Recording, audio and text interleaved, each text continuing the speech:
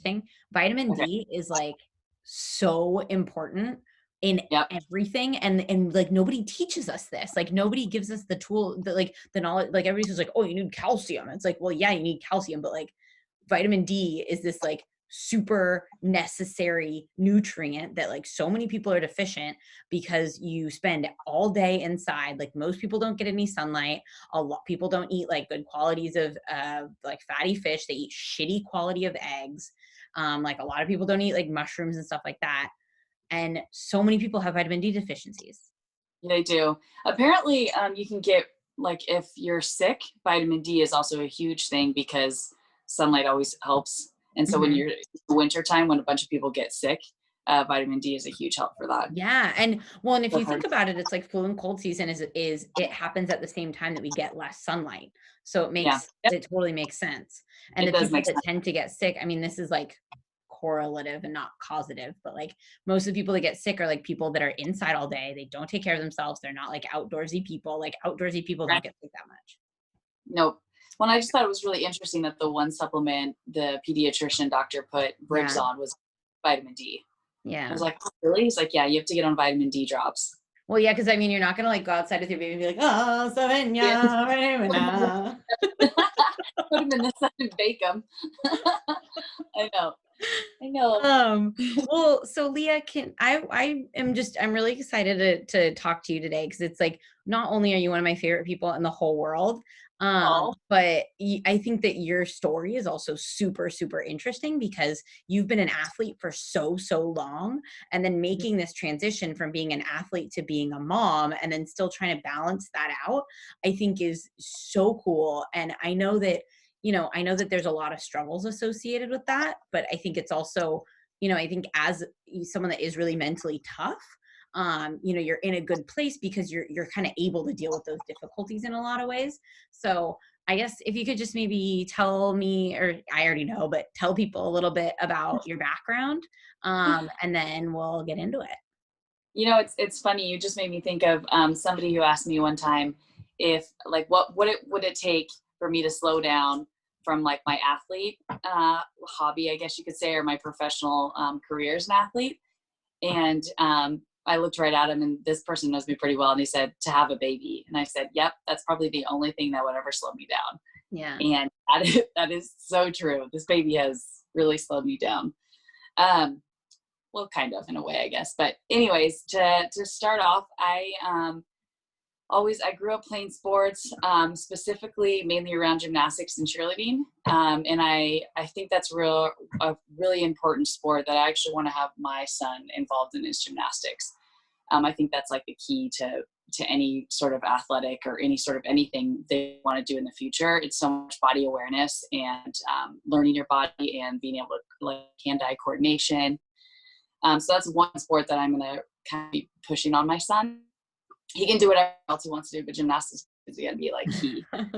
Um, but he's like, a little do you know, buddy. But yeah, so I grew up playing sports, and then out of college, I did the kind of party in college thing. And then after a while, I was just like, all right, enough of this. And I found the gym, and I just started working out in my local gym and became really close with a bunch of people there. And what got me actually started on my first bodybuilding competition, I remember this, is a girl came up to me at the gym, and she was, I still remember, like, how she asked me, and this really blonde buff chick. And she's like, I was wondering if you wanted to train with me. She was like, you're always here at the same time I'm here, and I'm training for a competition. And I was wondering if you wanted to train with me and do this competition. And at the time I was so naive. I had no idea what she was talking about. I'm like, what's a competition? What do you mean? You're like Where you get, max bicep curls in 5 minutes. yeah. I'm Yeah, in. like, I had no idea what bodybuilding. Like, I was never into, like, watching the Arnold or the big athletes that are super famous. I was never into that. And she's like, yeah, it's where you get up on stage and you do a posing routine and you train for about 12 weeks, and it's just more so for yourself. And I was like, okay, sure. So I started working out with her, and she actually only lasted a couple weeks, which is very common in the bodybuilding industry. A lot of people, they think, okay, yeah, the easy part, I'll just work out and I'll train for a competition. But little do they know, and little did I know, that it's a lot more commitment and a lot more dedication than people think. And so that's how I kind of kicked my bodybuilding career off with. And from there, I just got, he's probably going to interrupt us a few times. That's okay. Oh, that was a big yawn. That's a big yawn. Oh, Briggsy. This is first time on, Nick, Buddy's your first time on TV. No! But from there, I did my first competition, and I did it without any trainer. Actually, I did I think it was my first 2 or 3. And it was just like, just eat really healthy and work out a lot. And there's so much science behind it. And there's so much, I can't even, it's just training is just the smallest piece of it. And it does take, in my opinion, it takes up so much of your time. Unless you have 110%. Oh, I know it takes up so much of your time. As a friend of yours who has seen you in prep, I know all the dedication that is involved. So if anybody's doubting that bodybuilding takes dedication, oh, it does. It does. It's so much dedication, and you can ask any person who actually does it. They'll probably lie to you, but and won't say this, but it's an incredibly selfish sport. Like it's a very selfish sport. It's about, I think you could argue that like any athlete that competes at a high level. So just to like make it clear for everyone watching this, Leah is a professional like an IFBB pro. So International Federation of Bodybuilding, pro, which is like a big deal. So just so you know, it's a big deal. But I think that all professional athletes, like you have to be selfish to a certain extent. It's so true. Because it's like, because the thing is, it's like you are your product. And so, you know, for example, in what I do, like my job is to not be selfish because I am supposed to take care of everyone else's needs in, you know, as a nutrition coach. Whereas like as an athlete, you are your product. And so you have to be selfish. Otherwise you're not going to succeed. Exactly. And it takes like an army to get somebody ready for a bodybuilding show. Like a lot of people do it on their own, but it takes a lot of people that are involved to actually get you up on that stage. Like a nutrition coach, like a posing coach, you know, like that somebody's helping you in the gym with the training program, your nutrition, how much water you're drinking. You have to have somebody make your suit for you, do your tanning. I mean, it's an army. You usually have a sponsor. So it's definitely an army full of people, but it is when I need to train, when I need to sleep, when I need to eat, when I need to have posing practice, you know, it's so much a selfish sport. But like you said, every athlete, if you think about like a soccer player or a basketball player, it's the same thing. Yeah, it's the same thing. Yeah. So it's a pretty wild world. But yeah, so I kicked off my career with that. And then I finally got a coach. And in the beginning, he was the same. He was new to it too. And he's like, I know you're competing and I know a lot about nutrition. You know, we should kind of get together. And I was like, yes, please. I need some help because I have no idea what we're doing. And we were like, let's just eat some chicken and rice and vegetables. And it's just kind of looking back on it, it's funny. But then after that, I just, you know, I got really addicted to the sport. I wanted to succeed. I have an addictive personality, as you know. I'm I'm all in. I'm either all in or not in. And that's actually what I tell people too when they want to do their first show. I'm like, you can't like teeter on wanting to do it or not. You either have to be all in or you're not going to make it. Yeah. I mean, the fact of the matter is like, if you're going to do something, do it well. Yeah, exactly. You can't half-ass it. So from there, I did my first competition in 2011. And then I got my pro card in Vegas in 2013. So I kind of did it probably not the best way. I did a lot of competitions each year. So those 2 years, I probably did like between 6 and 8 shows a year. Wow. Which is actually not very good for you. You should only do about maybe 2 shows, maybe 3 shows a year. Yeah. And besides that, your body needs time to recover because those shows they're pretty intense. Well, and I think that it's interesting that you say like time to recover, because I think, you know, a lot of people think like, oh, well, you know, you're just like standing up on stage and like prancing around in a bikini, but it's like people don't realize that like it's stress on your body because you're training a lot, you're not eating a lot of food, and your body is at a body composition that is not sustainable. And so like No. people that do back-to-back shows, like they don't have time to get their bodies back, like ramped up to 100%, like enough body fat, like hormone levels in a good place. And so I think people don't really realize that, you know, I think No. they see it. It's like a CrossFit person or a CrossFit competitor trying to do like, you know, 10 CrossFit competitions, you know, a CrossFit competition every month. You can't do that. No. Yeah. CrossFit competitions, exactly. You can totally compare it to that, because I did a bunch of CrossFit competitions, and when you have a few days of a competition and you're going back to back to back workouts, Yeah. oh my, talk about like wrecking your nervous system and your body for a few days. Like Yeah.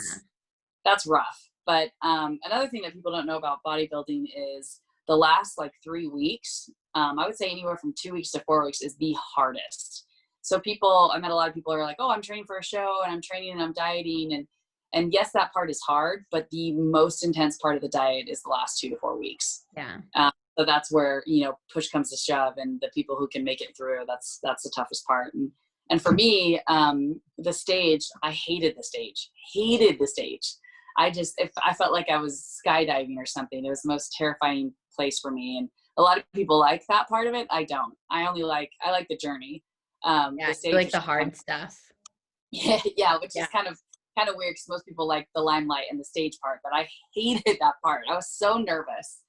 But you know, every single show I did, I still got really nervous. Yeah. And Yeah. then, So oh, go sorry, I ahead. was gonna say, and then from there, because I know that, you know, you had your pro card for a long time, but then you got into CrossFit because Yeah. you know, I mean, that's where I met you, is in CrossFit. And so how did you make the transition from, you're like, all right, well, I'm going to work out in like a Globo gym and just, you know, lift weights. And then I'm Yeah. going to start doing CrossFit, and then ended up competing in CrossFit as well. Yeah. So that's a pretty unique thing about my journey, is I was actually doing both. So when I started CrossFit, I actually started CrossFit a little bit before I competed. So like you said, I was working out at a Globo gym, and I'm like, yeah, I'm doing some bicep curls and working out. I still didn't even really know what I was doing. And I was walking upstairs past, like, you know, where they have this like turf area, you know, they have it in every gym. And there was this class going on, and I got to know like the trainers there very well, obviously, because I lived at the gym. And they were like, hey, Leah, come over here. We're doing this CrossFit thing. And they've got, you know, some bars set up and some like barbells. And I'm like, what? And they're like, yeah, come join our class. We're just starting this. And it was like this specific area. And I was like, okay. So I just jumped in, and that's back when CrossFit, like, you know, started. I think it was Yeah. back in 2000, I want to say 2009 or 2010, because I started training. I first competed in 2011. So yeah, it was about the same time. And it was just coming out. And what's cool about CrossFit is I met 2 of my really good friends in that specific class. And that's another thing that kept me going. Yeah. Meeting people. And if you look at like our friendship, that's how I met you. I think CrossFit, that's what they do so well, is the Yep. community aspect, is like, because, I love you it. know, when we met in Barcelona, it was like, I joined CrossFit because I wanted to meet people. Yeah. Yep. And yeah, so. And it's like, it's the best place to meet people. And like you said, it's the best place for a community. Mm-hmm. Like the bodybuilding industry, they have a community, but it's also competitive. You do meet some pretty good people, but you also are like, I'm going to step on stage next to you, so I want to kick your butt, and I want to tell you my secrets. Yeah. As opposed to CrossFit, it's like, you know, everybody's in it together. Yeah. So it's like it's such a friendly, competitive environment. Oh, Debbie, go for our interview.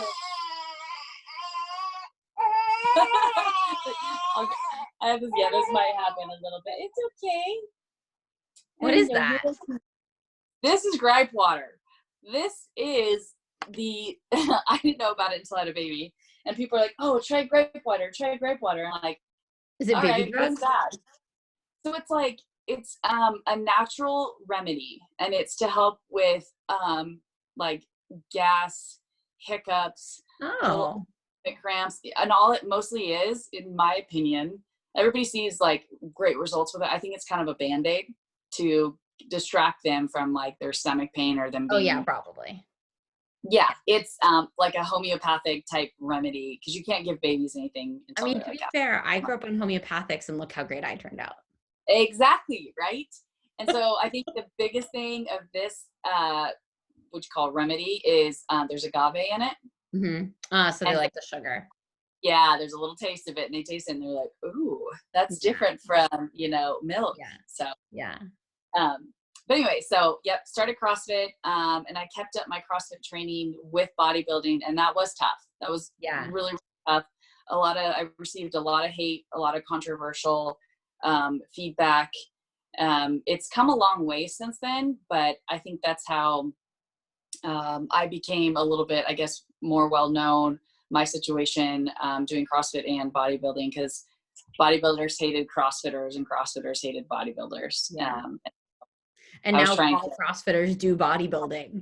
Right. They do accessory work. And I'm like, however you spin it, it's still doing, you're still doing bodybuilding work. Hi, Noxie. Oh, this is Duke. Oh, it's Duke. This is Duke. Come here. I don't know if you can see him. Can I move my phone? So, that's Duke. Hi, buddy. Duke, where are you, bud?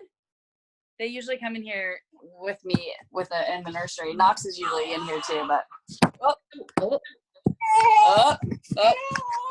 oh no. Okay. So basically, just to kind of recap, so you started out with your bodybuilding, and then you started CrossFit at the same time, and then at a certain point you kind of stopped focusing so much on bodybuilding and you got into CrossFit. You started competing competitively in CrossFit, and like now we're looking at you and you've got a baby. So I know, right? I know. So, I always like to challenge myself. What was that transition like? I mean, I think we can, like, the CrossFit journey was so cool. I know that you were able to compete in some really cool competitions, and you know, you're an incredible athlete, not just like physique wise, but also like your stamina and your ability to like just keep freaking going is ridiculous.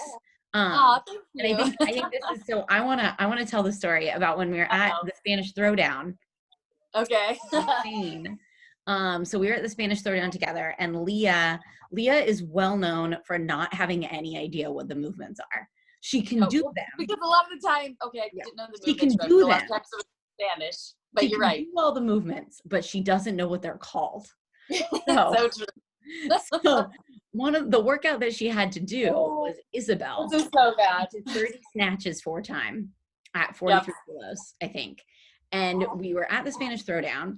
Leah assumed that she wasn't going to have to do it because she didn't think that she made the final cut. Turns out I didn't make the final cut. I think one of the girls got hurt. Okay.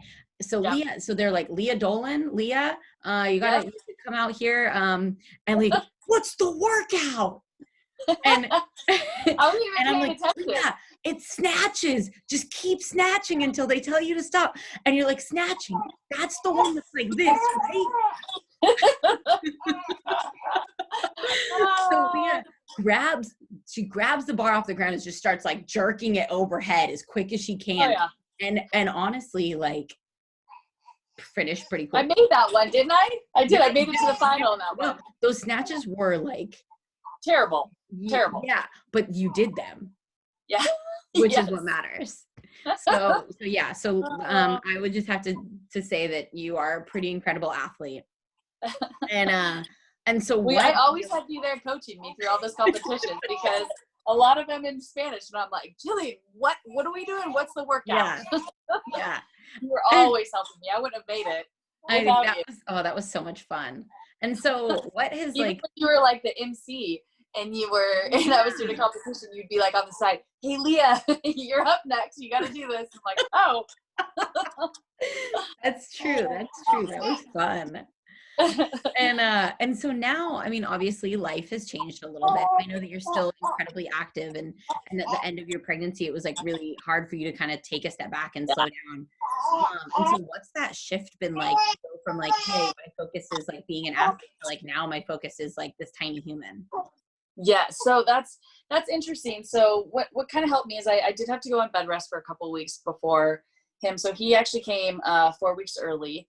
I had to be induced because I had severe preeclampsia, and that has a lot to do with your creatinine levels, which has a lot to do with your kidneys. Mm-hmm. And I had some kidney issues when I was doing bodybuilding so hard. And so the amount of guilt that came over me when I had to go on bed rest and making sure that he was delivered okay was oh God, it was terrible. But then they were like, nope, this is totally unrelated to any of your bodybuilding or training in the past. So that made me feel better, but there was still always a part of me that thought, you know, I screwed myself when I was doing bodybuilding for so long. And the fact that I could even get pregnant was a miracle. So I'm like, I got to get this baby out and make sure that he's safe. I know, bud. I know. I know, Briggy. I'm trying to Briggy, distract you because I think Mommy needs to tell your story. I know. I know you to tell your story. And then we'll feature some later. I know. I think he's hungry again. Literally, this kid feeds every hour. So anyway, that another part of me that, you know, made myself feel terrible was I wanted to be that girl working out up until the day I delivered. Yeah. I wanted to be that girl running and doing CrossFit up until the day he was delivered, just to prove a point and to say that you can work out, and whatever you were currently doing exercise level, you could do up, you know, being pregnant. So I think a lot of times, I mean, I don't want to judge or speak, you know, out of, you know, make people upset, but I think a lot of times women use being pregnant as an excuse to, you know, to not work out, or to say they don't feel well, or to gain weight, or be like, I'm going to eat unhealthy. I'm eating for two. Right. Yeah. And so I wanted, anyway, so I was kind of more upset with myself that I wasn't going to be that girl, but then I needed to keep reminding myself. And one of my best friends kept reminding me, like, Leah, this isn't about you anymore. Yeah. And that stuck with me. And so every time I started feeling really shitty about my workouts, or not being able to work out at all, she reminded me, and Nick reminded me, it's not about you. It's about this baby. It's not about you anymore. And I'm like, you know what? That just like resonated with me, and that stuck with me. So every time I started feeling crappy, I always thought about that. And so that really helped me get through that bed rest and cutting down my workouts and modifying everything. I was still doing CrossFit and still working out up until I was pregnant with him 32 weeks. That's incredibly impressive. Yeah. I mean, you modify everything, right? And a lot of the times you just get in the gym and you might just ride the bike, or, you know, get on the assault bike for 10 minutes. Yeah. But the fact I had to be doing something because it got my endorphins up. And you know, a lot of times people, when they're pregnant, they're exhausted, right? Your body's like producing a baby. But I felt so much better after I worked out, just like you do in life every other day. Like if I worked out a little bit, I felt so much better about myself mentally and physically. So the last push was hard, but it wasn't as hard as I thought. And then, so I was in and out of the hospital for about a month. And then I was in the hospital for a week straight being induced with him. And, so he came, you know, he was delivered, I was induced, but it was a 3-day induction process. And then he, stopped breathing 3 times. I hemorrhaged. And so it was quite the journey. Yeah. And then this preeclampsia has lingered on. In fact, just before we got on the call, that's why I had to take my blood pressure real quick, because I'm trying to wean myself off this medication. But other than that, and another thing was the after part of it. So I've had him now. Well, I'm ready to get right back into working out, right? I'm like, I want to work out. I haven't worked out in, you know, 5 weeks, and I'm itching, and I want to lose the baby weight as fast as I can. And I want to be, again, that girl that can show other females, hey, like, you can lose weight and you can get back into working out right after you have a baby. You can do it. You know, I love to help other people out. And so, again, trying to get back into working out, it's a slow process though. Yeah. And again, your ego, it's an ego check. Like, we just got a pull-up bar, and we were so excited to be able to get our hands on a pull-up bar and a biker because of this whole COVID thing. All the gym equipment, all the home stuff is completely out, right? So we got our hands on it, and so I'm like, yes, I'm gonna do a pull-up. Haven't done a pull-up in months, because I stopped that way early because of that thing where your abs split. Also that thing where you're like carrying an extra, like, however much. Oh yeah. Like I gained a little over 35 pounds, and I was like, I want to be that girl that only gains 20 pounds and is a little tiny bump. Yeah, that doesn't happen. I still ate really healthy the whole thing, but you gain what you're getting. It's also interesting, because I think when we create these expectations for ourselves, it's like, these are expectations based on what? like based on something like this is an I don't expectation. know. Yeah. I had this conversation with a client where she was like, you know, well, I see these girls on Instagram and they've got abs. And I was like, hey, just so you know, like a lot of having abs is genetic. And she was like, Yep. wait, wait, really? And I was like, Yeah. yeah. I was like, a lot of these girls, like, they don't have abs because they like necessarily, you know, do a different workout than you or eat differently than you. Like a lot of it is genetic and a lot of it is lighting. And also a lot of it is just like pushing over the truth a little bit. Yeah. And so, oh, for sure. Yeah. Genetics plays a lot in it. It's like, I don't want to lean on genetics, but it totally plays a huge role in it. Like you can't, like you've always taught me, you can't compare yourself to other people. You can't compare your body to other people. Like you just can't.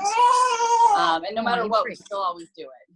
Yeah. Well, I think I'm going to let you feed him now. I think this was super, super interesting. And I really, really loved it. Can I, so I'm going to just sign off and stop recording right now. But I like this. I thought it was super, super interesting. So and I think it's really interesting too.